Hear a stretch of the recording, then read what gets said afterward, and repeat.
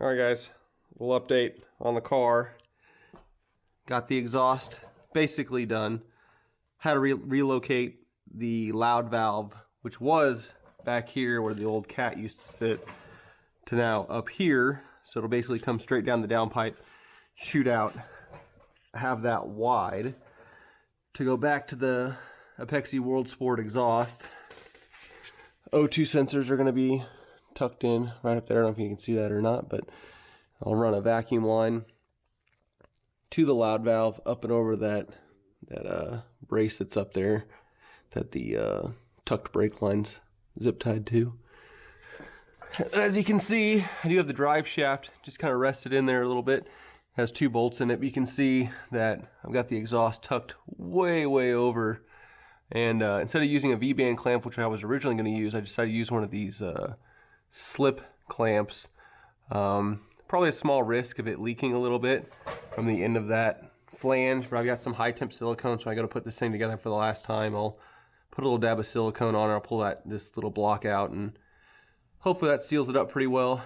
But as you can see, drive shaft's pretty straight, but I do quite a bit of cutting and modification. Shortened up this section through here to tuck all of this over to the left and still keep it in position here on the where it goes into the resonator in the back side. Also modified the rear section to put a V-band on there to make everything a little bit quicker to put on and take off. So as far as the drive shaft, that's probably going to be a little bit further down the line to cut the tunnel. I do have some ideas on what I want to do that's a little bit different than what I've seen other people do. I'm actually going to try to slit it in one cut right down the middle and then bend that up and then fill in whatever gap I end up getting with a piece of flat stock. But as far as the rear suspension, all that's done. Turns out these are supposed to be 03 CRV rear knuckles and control arms. I ordered some new rotors for it. The ones that showed up were way too small. They actually wouldn't even fit over the drum stuff, which I did remove all of the rear e-brake drum setup just to save weight, because I am using the EP3 rear calipers with the e-brake stuff, but I'll show you a little bit of modifications how to do that. But for anybody looking to do a rear disc brake upgrade on these cars, these 07, I'm guessing 07 to 11, rear knuckles are a big upgrade. Let me grab the stock disc and I'll show you how much larger these other ones are.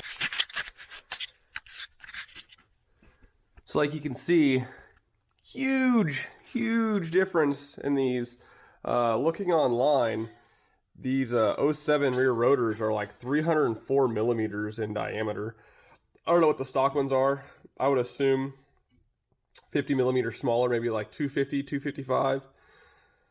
But they are huge. They actually look really good too. I set the wheel on there and they fill out that wheel really nicely. I think in the future when I go to replace these, I'll get some drilled and slotted rotors for the rear, and it'll look good. But it is going to make me have to upgrade my front brakes from the stock EP3 to an RSX Type S, which I do have calipers and the stuff to convert all that in the shed. I actually have the whole knuckles to convert this over to a 36 millimeter axle in the future whenever I decide I want to do that. But yeah, there's such a difference in the brake size. Even these are larger than the RSX Type S. I think the RSX Type S rotors are like 300 millimeters. These are 304, but that difference is going to be so subtle nobody would ever recognize or see a 4 millimeter difference when you're looking at the car. So I've got some pictures I'm going to overlap of what I had to do to modify the knuckles to get them to fit the rear e-brake cable. So since the mounting points changed, some of the stuff is held on with zip ties or just secured down. This is kind of like a natural resting point of where these all want to land anyways, so it's not a huge deal because they do want to just lay right where they're at anyways. But I ran this underneath that front through the back. You do have to do a little bit of grinding on the knuckle to clear. There's like a little nub or a casting part right where this would end up landing. Another thing you have to do is remove one of those bolts and shift the whole thing over to get it to clear. You could probably, if I was to do this again, I would probably take this and then cut that ear off, just to get it sort of, it's not hitting that corner. You maybe see that that corner is real close. It'd give it a little bit more swing out, maybe help align things a little bit better. But yeah, you do have to grind all that down. But other than that, everything seemed to fit up really well. You still have that little bit of twist in the rear trailing arm like you do with the 03 stuff. But yeah, everything's looking really good. I got super lucky. Got knuckles that were front wheel drive knuckles, so I've got the dummy shafts in there that are the stock Honda ones.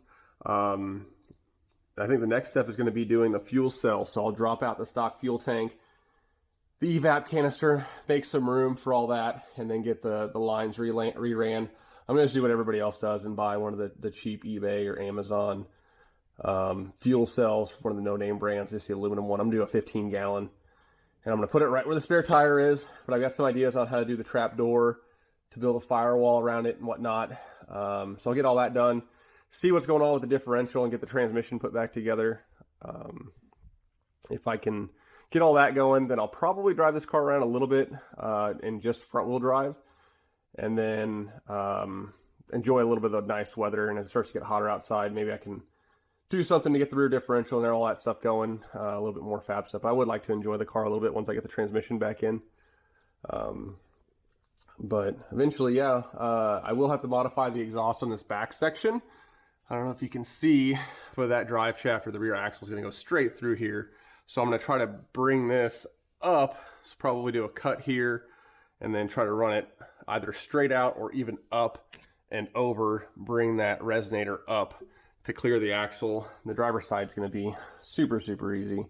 Oh, another thing with the rear suspension that I did kind of make a mistake on. I know a lot of people with these rear shock bolts use 17 millimeters with the nut on the backside, just get longer bolts. I didn't want to do that. I didn't want to have the slop where it goes through the holes on the trailing arm. So I decided to use the larger diameter bolt. I had a couple extra subframe bolts that I measured out and cut. And that led to a little bit of a mistake, because the subframe bolts, if you ever look at them, the actual shank of the bolt is a smaller diameter than the threads. So the threads are a 14 millimeter and the shank is like a 13 millimeter. So I tried buying a, whatever it is, 0.55 inch drill bit to drill out the bottom of the bushing.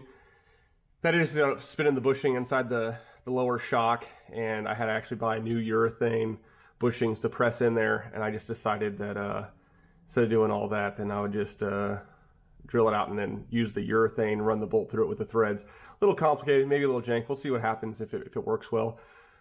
Since it doesn't have the collar in it inside the bushing, what I'm probably going to do is drill this threaded section right here and then just put a cotter pin in it to keep these things from backing out, since it is really just the tension on the bushing kind of holding everything in.